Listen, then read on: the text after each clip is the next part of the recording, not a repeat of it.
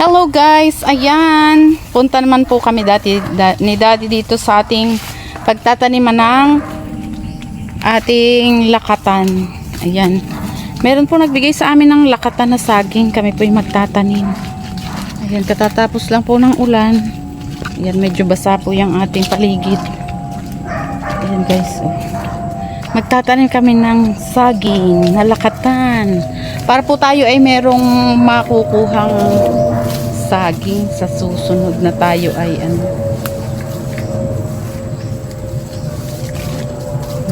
tatanim. Ay po ang saging na lakatan, oh.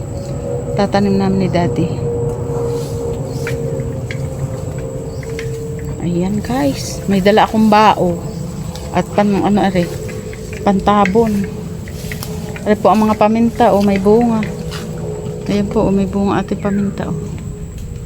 Ayan guys, oh. Nabunga na guys ang ating paminta. Ayan, at kami din magtatanim kami. Ari pong aming saging na ari ay 5 piraso. Tatanim po natin para tayo ay may aanihin sa sunod.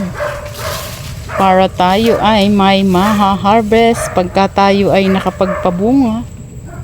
Ari po ang paminta din sa gilid lang po iri ng tataniman. Ayan.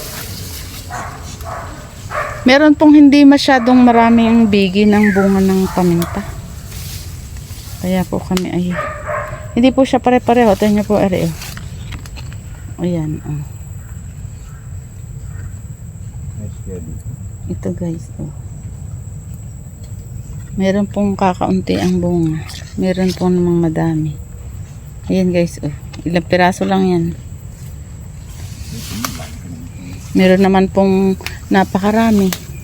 Meron po namang kularang ang bunga ng ating paminta.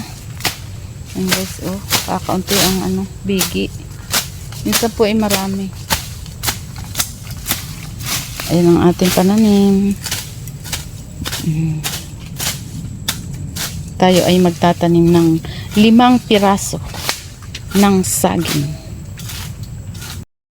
Ayan, oh, matapos naming hukayan, nilagyan na Daddy ng konting abono at ayan, itatanim na natin ating saging. Yan ang una nating tanim na saging. Lakatan. Ayan. 5 piraso yan. 5 puno. Ayan guys, oh. Ayan. 4 na dahon. Ang kakute ng dahon. Pahugis puso ang dahon niya. Ayan, 1 puno yan. 5 po ang aming itatanim na ganyan. Yan po ang una naming itanim. Ang saging na lakatan. Tapos nilalagyan din po ng abono. Para po siya ay pag nagkaugat, di po ay meron na siyang pataba.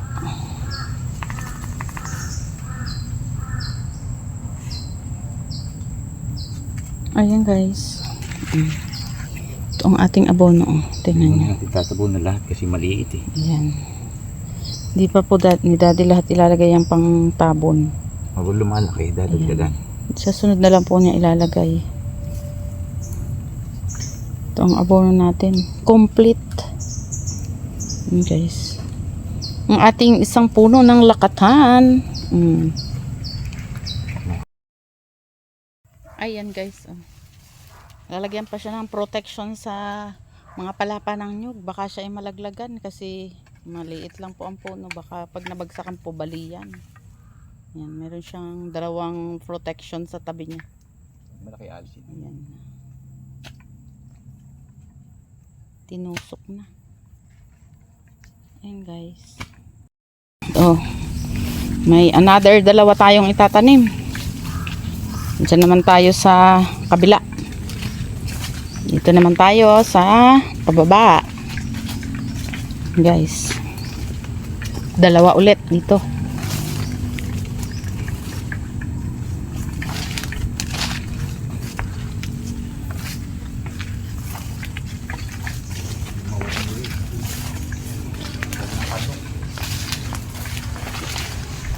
Ayan guys, oh. Dito ang isa.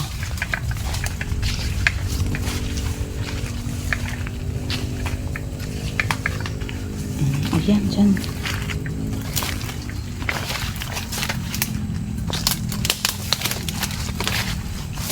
Ayan, dito ang isang tanim. Saka, Yun po yung mga ano dati oh, nabuwal. May tanim po yan dating paminta. Ayan. Dito guys, tatanim kami dyan. Dalawa.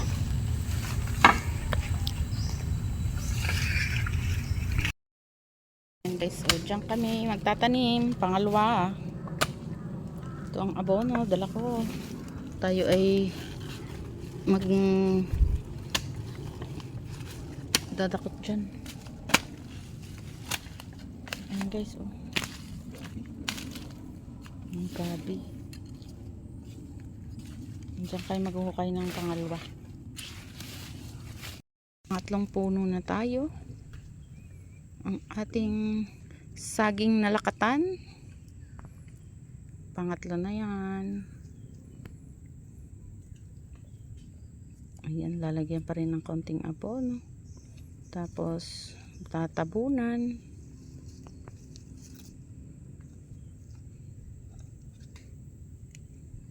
Tapos konting abono ulit. Ayan. Hindi mo na lahat ilalagay po yung mga tabon na yan kasi po yung matatabunan ng husto siya. Baka naman sobra sa tabon. Maliit lang po kasi ang puno ng ating saging.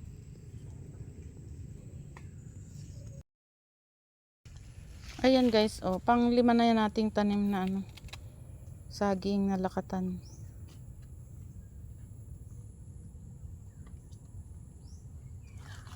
Yung ating lakatan. Medyo ano na po, uulan na. Yan po ang langit oh. Malapit na pong umulan. Ayan guys, ang ating lakatan.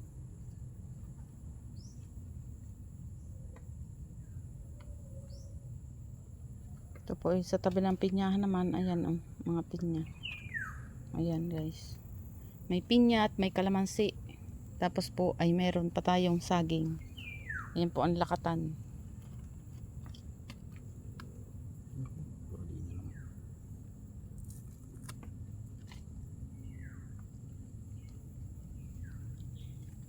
Ayan guys, ang ating pang-5 saging na lakatan.